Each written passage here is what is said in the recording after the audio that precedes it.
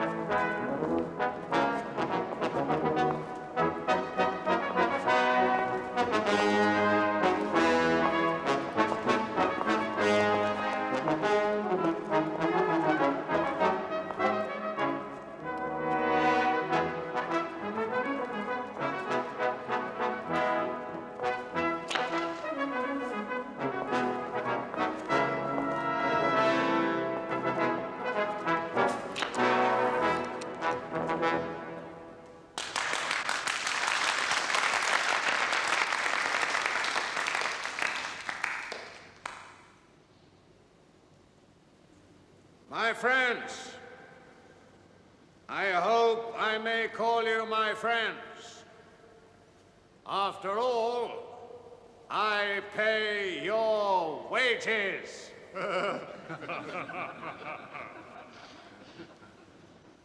In 1935, we sold more pies than at any time in our history. Yet there are those among you, politically motivated, who still try to say that you are not doing well. Don't listen to them. And now, let us move on to happier things. Once more I stand before you here to open yet another new wing of our great enterprise.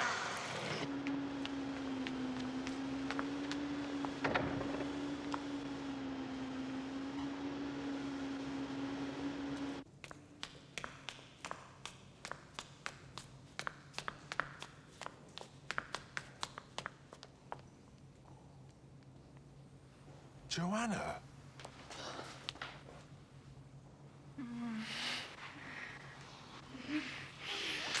Why didn't you call me yesterday? You mustn't come here. I've got to see you. It's no good, Joanna. Oh, it isn't. What do you mean? I've been given 2 weeks' notice. By my father.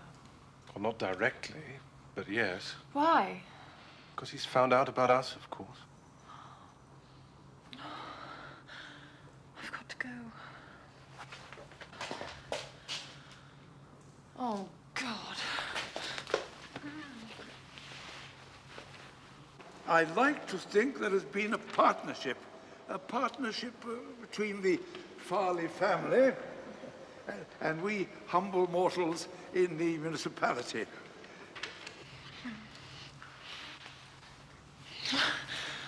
There are other jobs, Herbert. Not with your father's bad opinion following me wherever I go. Kill him! I could really kill him! Talking like that doesn't do any good.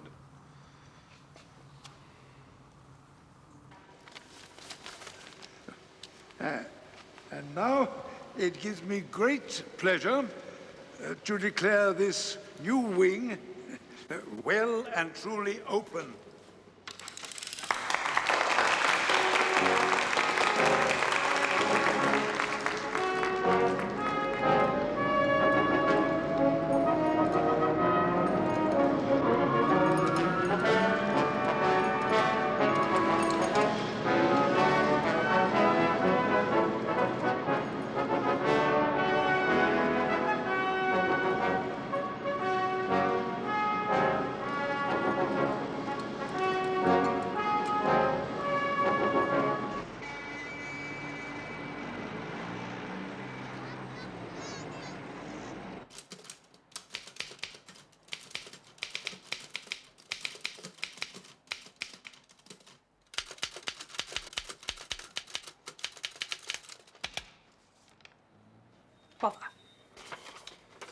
This is your chance. What? This is your chance to invest in a pair of home-fit, real leather shoes. Oh, that's clever. Fit spelled with a PH. Just return this card and our representatives will call on you. Made to measure shoes, apparently. Seem awfully reasonable. I don't suppose they've any made-to-measure typewriters in there, have they? Sorry? Ever since last Easter, I've been asking Mr. Poirot for a new typewriter. Mr. Poirot isn't mean, but he is careful. We found this typewriter in the flat when he moved in. Someone had left it. Jolly useful. Who's Benedict Farley? No idea. Oh, isn't he Farley's Pies? Pies? Why? Dear sir, Mr. Benedict Farley would like to have the benefit of your advice. If convenient to yourself, he would be glad if you would call upon him at the above address at 9:30 tomorrow, Thursday evening. Yours truly, Hugo Cornworthy, Secretary. P.S. Please bring this letter with you. Repeat that, if you please, Hastings. Dear sir, Mr. No. Just the postscript. P.S. Please bring this letter with you. Why? Why? Why, Hastings? An interesting letter. Is it? I thought it was rather dull. Miss Lemon says he makes pies. Makes pies? Hastings, to say that Benedict Farley makes pies is like saying that Wagner wrote semiquavers. Well, they're good pies, are they? No, horrible. But there are a great many of them.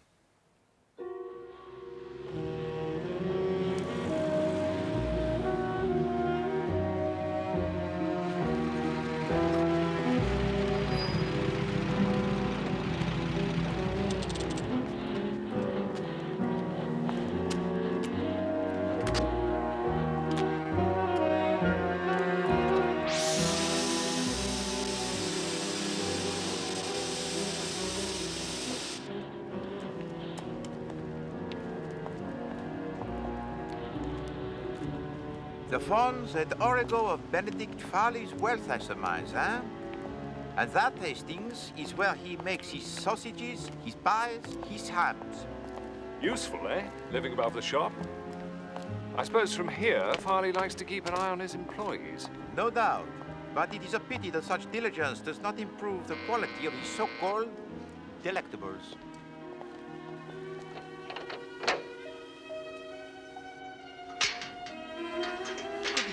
Good evening, sir.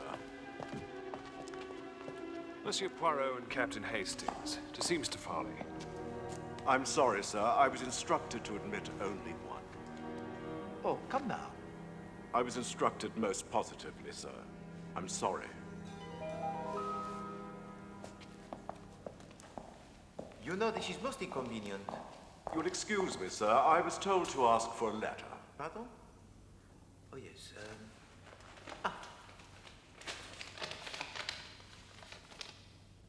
Thank you, sir.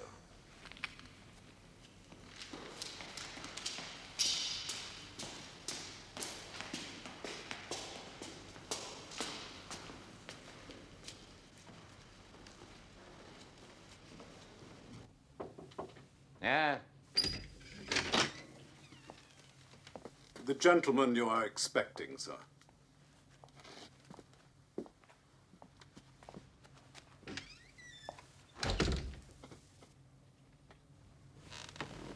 Oh. You're Hercule Poirot, eh?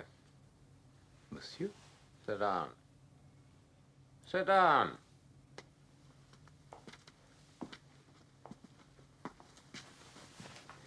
Merci. Monsieur?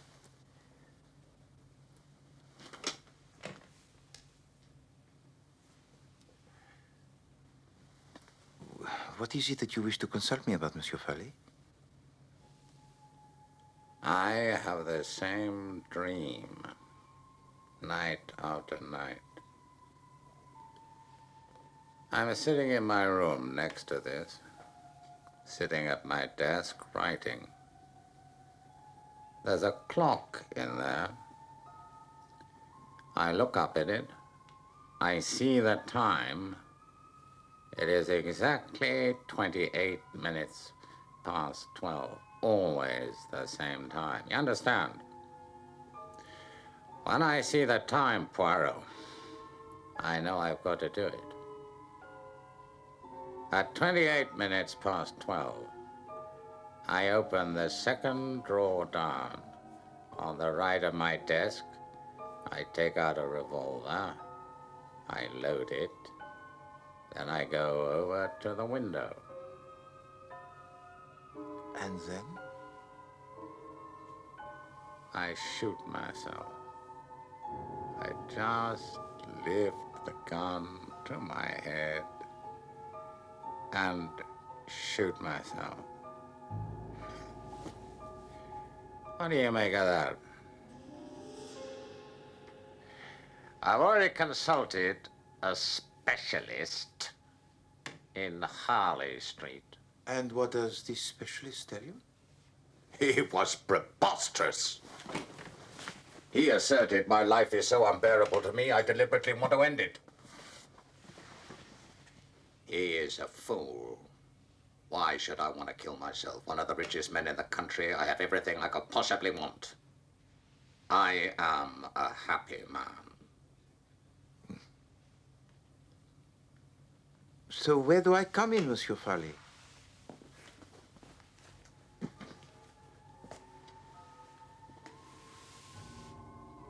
Supposing someone wants to kill me, could they do it this way? Hypnotism, you mean? You see what I'm getting at? Who is it that you suspect of wanting to kill you, monsieur? Nobody. Nobody at all. You had no one specific in mind? Certainly not. I should like to see the scene of this drama. The desk, the clock, the revolver. No. I've told you all there is to tell. There's nothing to see next door. Nevertheless, I should like to see for myself. There is no need. I just want your opinion. But I can hardly have an opinion on such skimpy evidence. There's an end of it, then. I've told you the facts. You can't make anything of it. That closes the matter. You can send me in your bill for a consultation fee.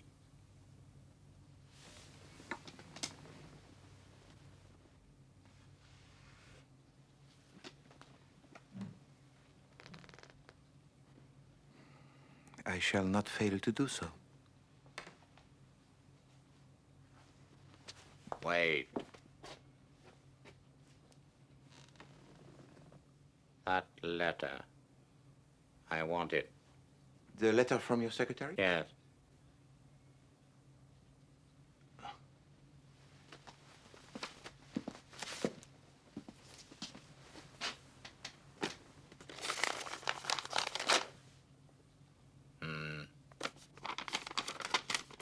Thank you.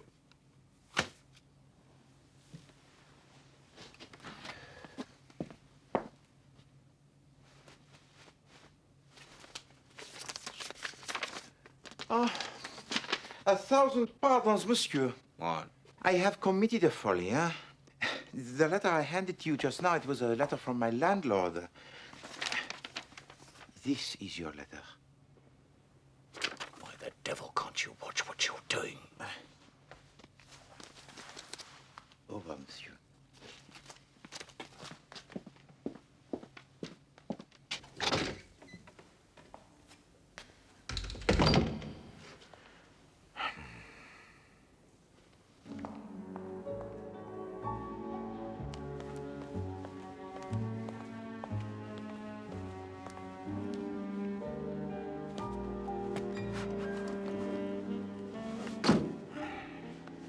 How'd you get on in there?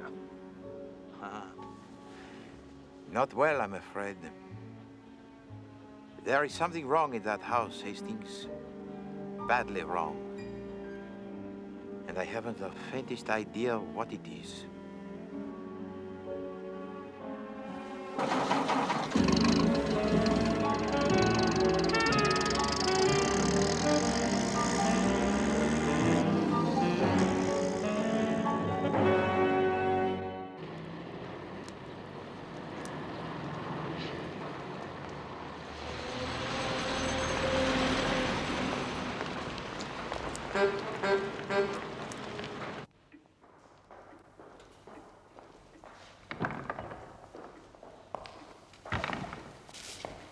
Get off, boy. I want these documents in Leadenhall Street by 1 o'clock.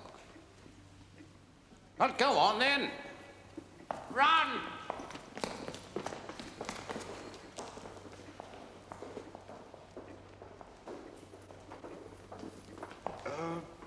Excuse me, sir. Mr. Cornworthy said you might spare us a moment. What's going on? 12 o'clock, he said. All right. He's a very busy man. Now, let's just sit down. And relax.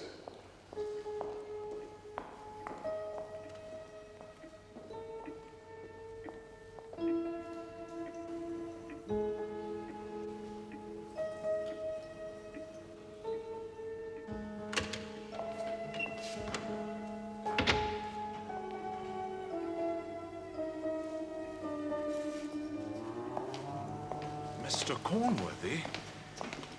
Mr. Tremlett, you still here? We've been here an hour, nearly. Over an hour. Well, I'll go and see what he's up to. He's got to sign these anyway. Bloody nerve. That's our dinner hour gone, I know that. He'll see us now. Good God!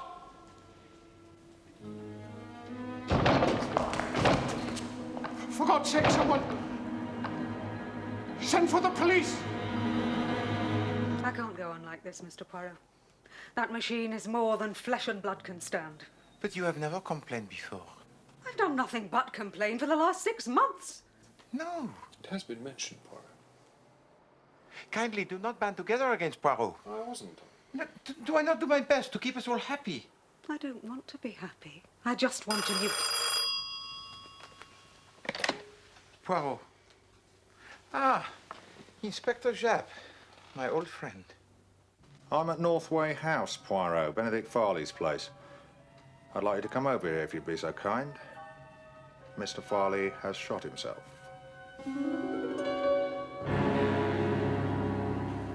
Most peculiar story I ever heard. I've never heard such poppycock. Father had no use for dreams and such rubbish. Nevertheless, that is what he told me. Yes, he mentioned it to me. It upset him very much. I told him it was indigestion, I'm afraid. I suggested his calling in Dr. Stillingfleet. He never did. From Monsieur Poirot's story, I gather he went to Harley Street. Yes, he told me he consulted a specialist. But is it known who this specialist was? None of us had any idea that he'd consulted anyone. And he never spoke to you about the dream? No. And you, Monsieur Cornworthy? No, he said nothing about it at all. I took down a letter to you at his dictation, but I have no idea why he wanted to consult you. I thought it might have something to do with some business irregularity. I see. Inspector Japp, can you tell me the events leading up to the death of Monsieur Benedict Farley? Well, Mr. Farley had agreed to see 2 representatives from the works. It was a proposal for forming a union. Some hopes. Yes, quite so. A little before 1 o'clock, Mr. Cornworthy here came out of his room and went into Mr. Farley. He couldn't see him at first and thought the room was empty. Then he caught sight of a boot sticking out from behind the desk.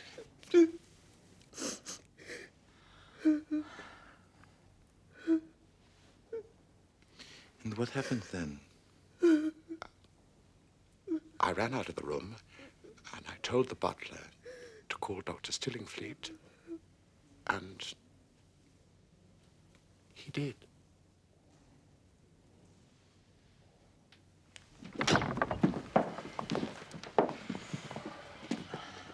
The body was found down there. Thank you.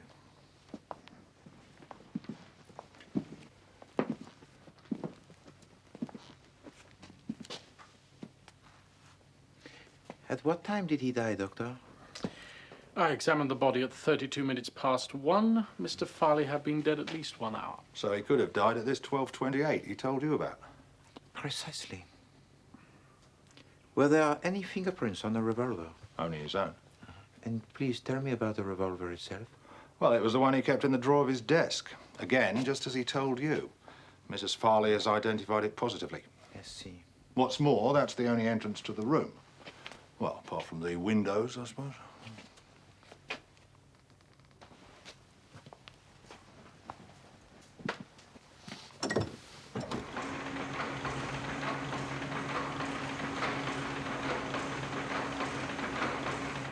I cannot see how anybody could climb up there. It's a funny room for a rich man to choose as his study, isn't it? With that great ugly blank wall right outside. I think it is important, that wall. You mean psychologically? Perhaps. At 28 minutes past 12, I opened the second drawer down on the right of my desk. I take out a revolver, load it. I go over to the window, and then I shoot myself. I just lift the gun to my head and shoot myself.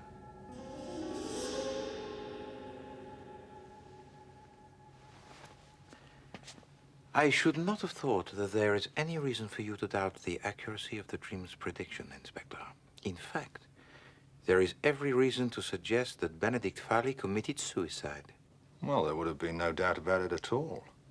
But for one point. And what was that? A letter written to you. I see. So where Hercule Poirot is concerned, there arises immediately the suspicion of murder? Precisely.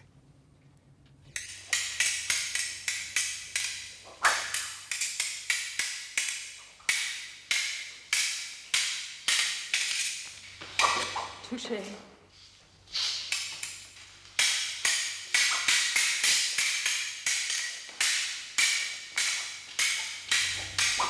Touché.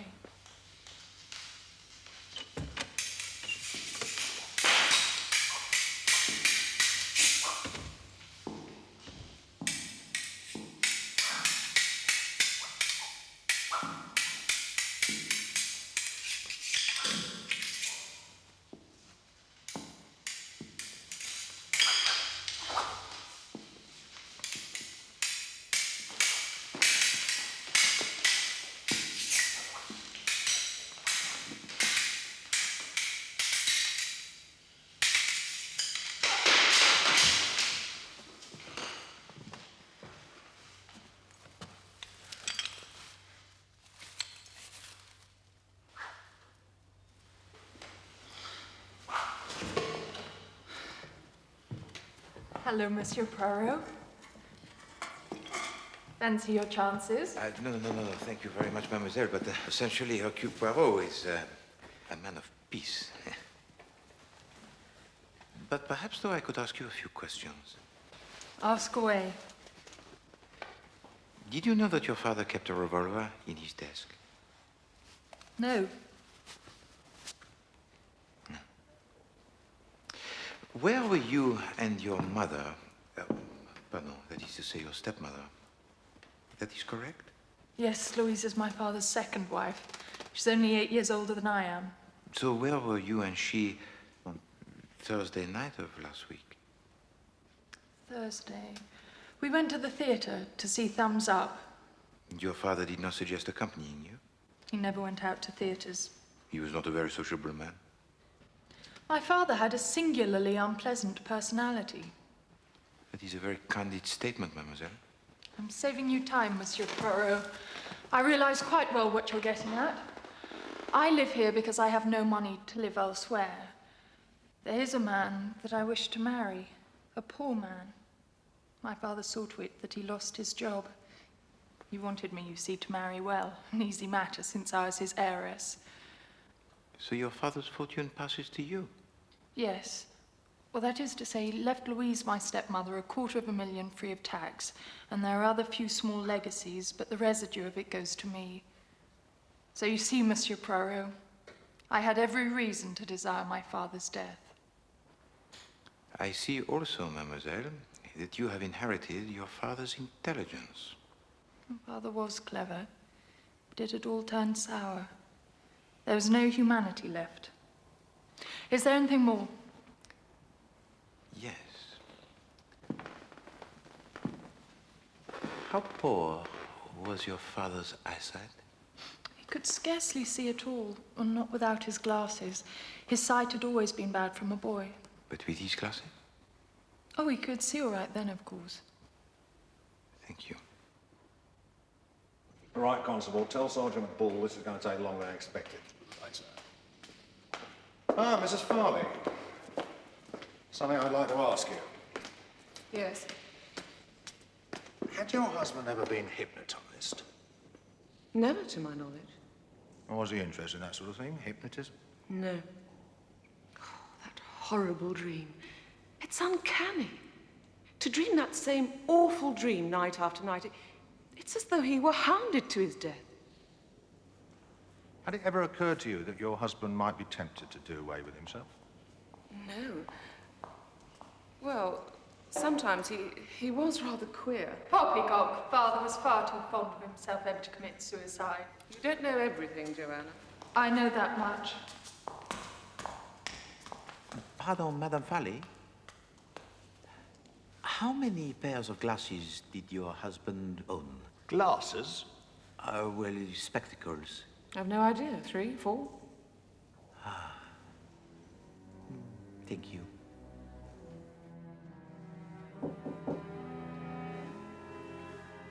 Come in.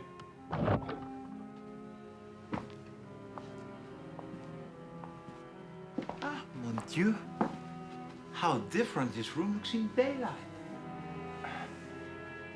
Can I do something for you? And I see, monsieur, that you share the same inspiring view as your late employer. Oh, yes. On the other side of that wall are the fools who made Mr. Farley's wealth for him. I think that's why he chose to have his study this side of the house. I see. You know, I feel sure if that wall could talk, it would tell us something, no?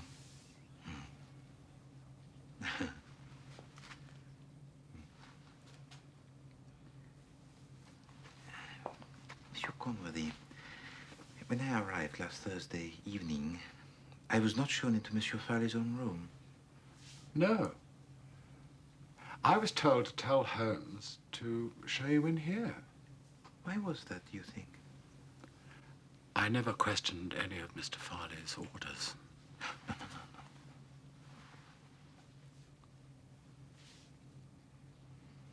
Did he usually receive the visitors in here? Quite often. Particularly if people hadn't come to the house before. I see.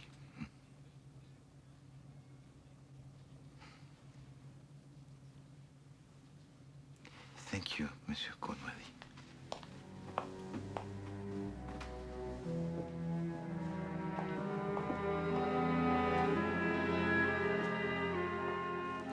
Inspector, this dream of Benedict Farley is very important. He dreamed, he said, of committing suicide. And later on, he did commit suicide. And when I say suicide, he was alone in his room and was found with a gun in his hand. And no one entered or left the room at the time he was shot. So what does this mean, Chief Inspector? Well, that there's no other possibility. That it must be suicide. Au contraire. It means a very unusual and very cleverly planned murder. And how? Planned by who? Well, it is no good, is it, Chief Inspector, if I just give you the answer? Well... No. We must give the little grey cells time to do their work.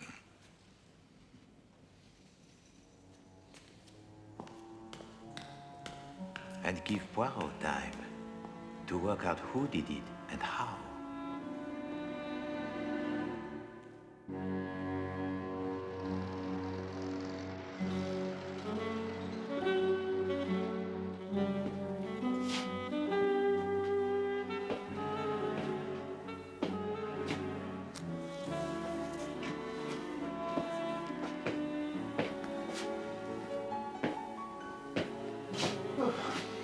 This is not like you, Poirot. But this is not like the grey cells, Hastings. I have given them every chance. They have been cosseted.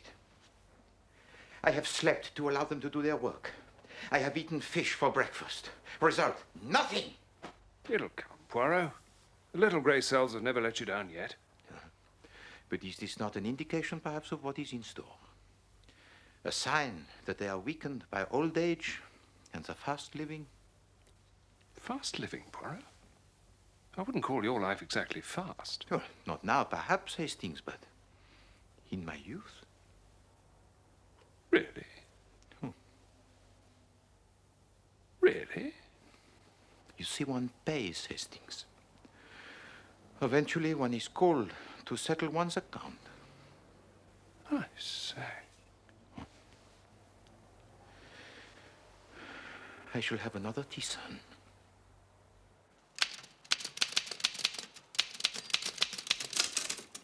Bother!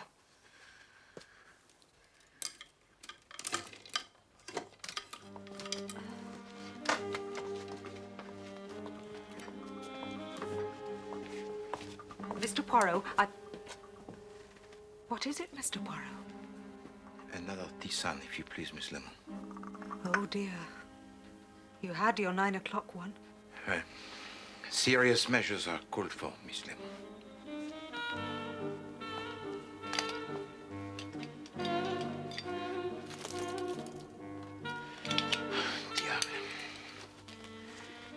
Do you have the time, please, Miss Lemon? Of course, Mr. Poirot.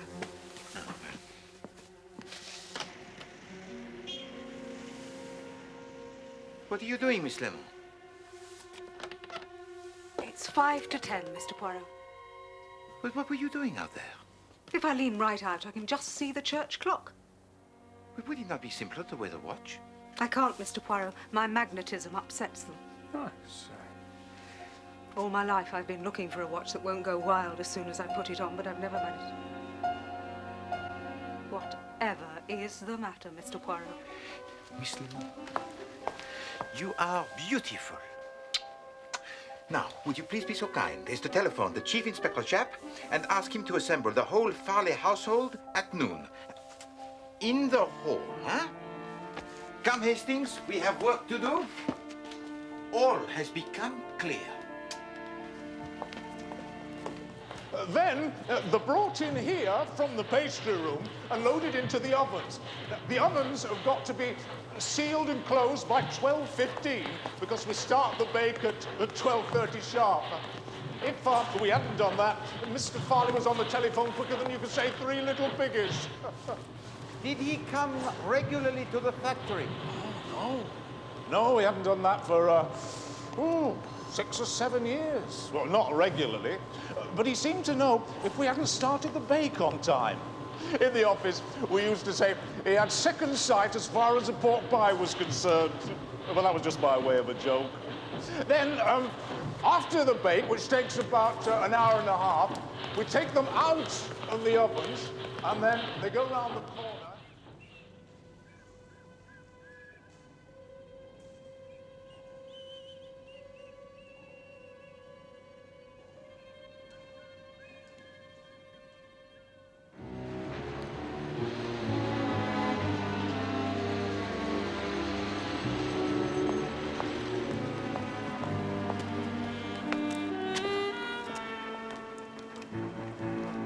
Now remember what I told you.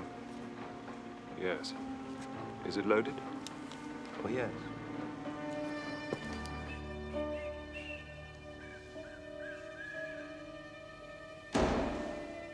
Here he comes.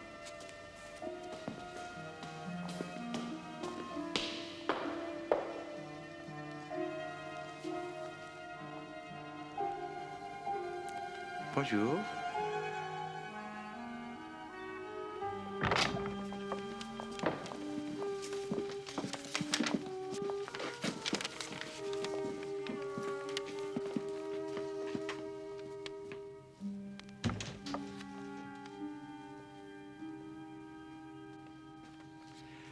I wonder, what is the most extraordinary thing about this case?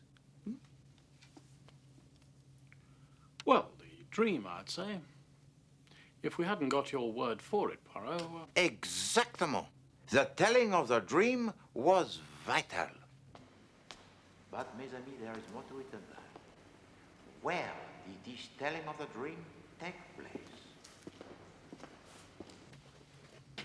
Monsieur Benedict Farley received me here in his secretary's room and refused point blank to let me see into his own room just a few feet away. Why did he do that, huh? Because there was something in that room he could not afford to have me see. What? We will come to that.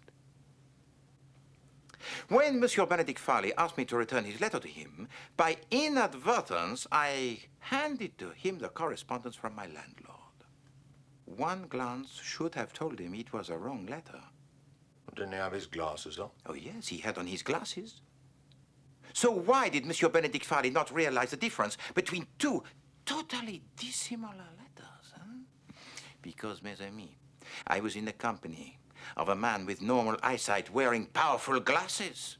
And such powerful glasses would render a man of normal eyesight practically blind. Is that not so, Doctor?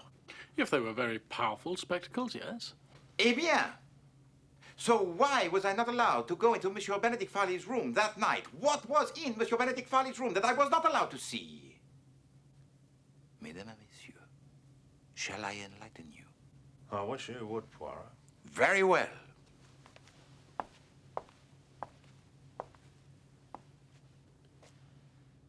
Poirot shall enlighten you. What was in Monsieur Benedict Farley's own room that Monsieur Benedict Farley did not allow me to see was Monsieur Benedict Farley. Good God.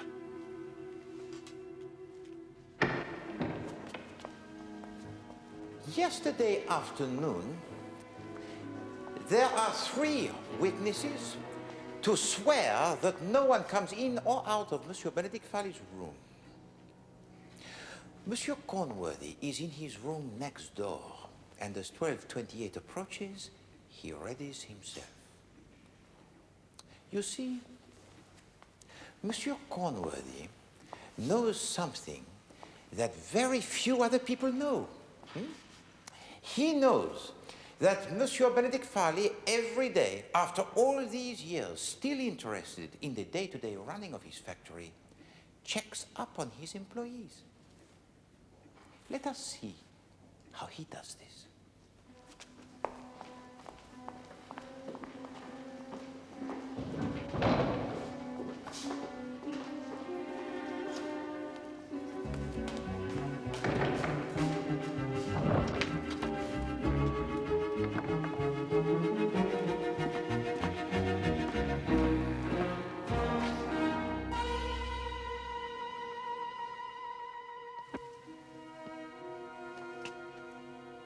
How can this king of pies observe his workers without ever leaving this house, huh?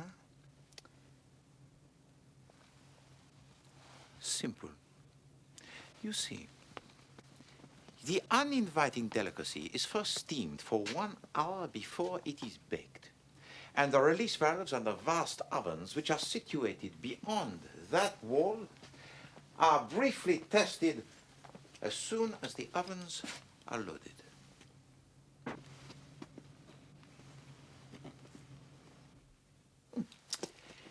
Eh bien, if one leans out of this window, one can readily confirm this fact. Now, if you please, I want you all to come to these 2 windows, lean out and look to your right. Monsieur Cornworthy, why don't you lead the way? This is nonsense. Perhaps. But humor me. Merci. Alors, viens, Madame Farley. Oh, very well.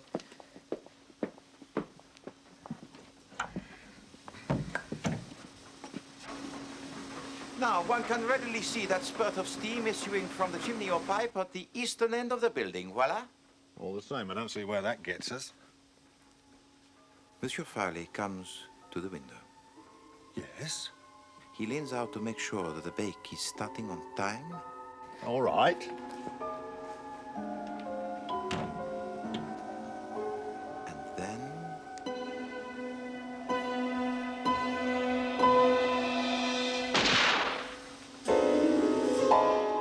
Monsieur Conworthy shoots him, and Farley falls to the floor.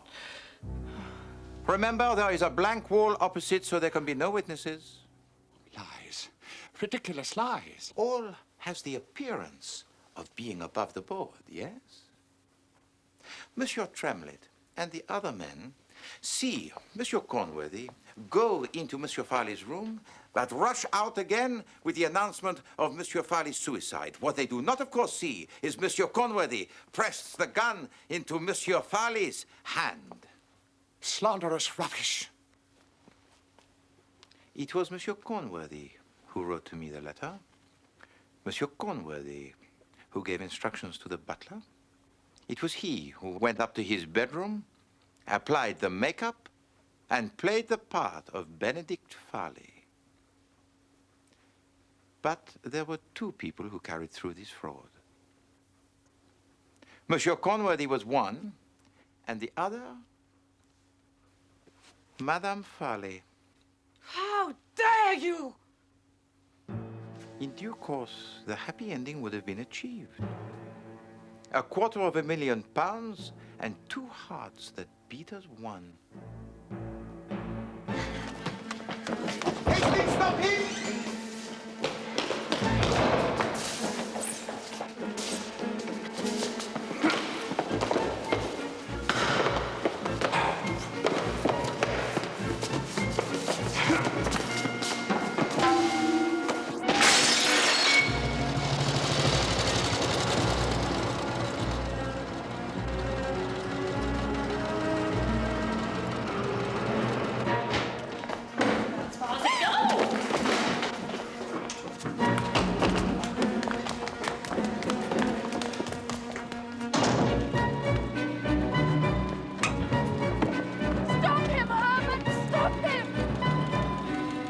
What?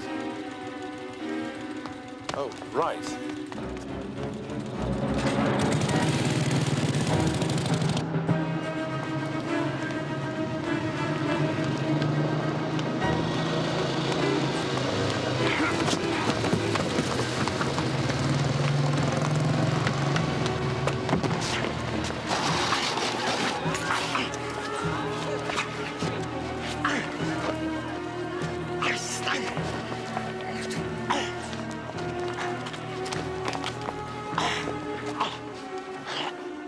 Well done, sir.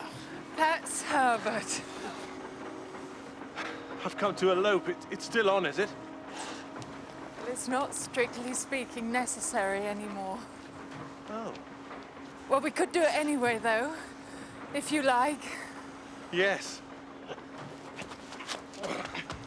What shall I do with him?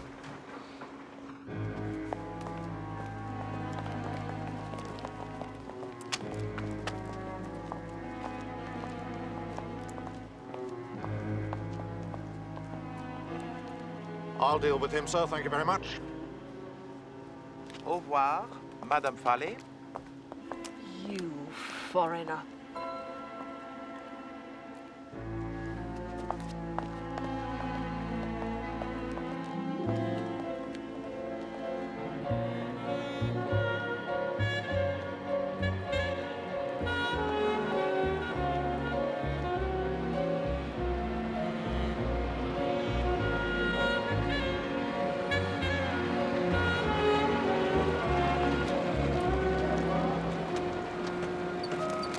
Good afternoon, sir. Good afternoon. Can I assist you in any way, sir? Thank you. Thank you.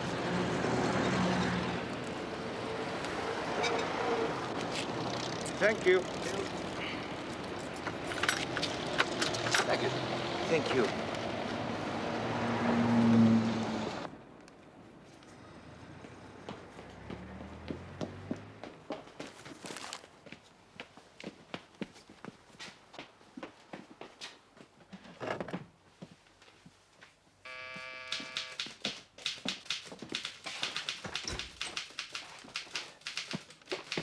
Can I give you a breather with that? No. Thank you, Hastings. I'm sure I can manage the last 5 paces. Oh, Mr. Poirot, let me help you. No, Miss Lemon.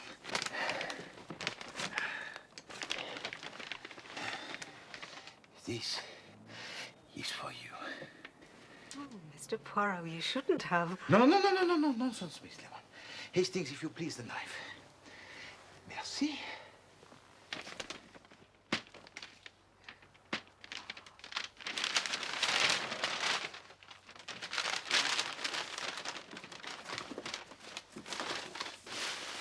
Et maintenant, voilà.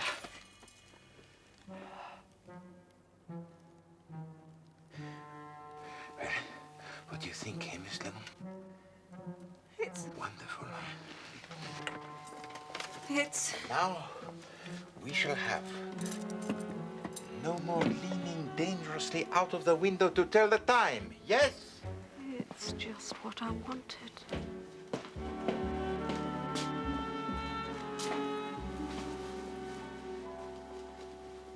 Hastings, there are two reasons why I should never become the millionaire. What are they, Poirot? The first, that I should never make the detestable pork pies, huh? And the second, I am too understanding towards my employees. Quite.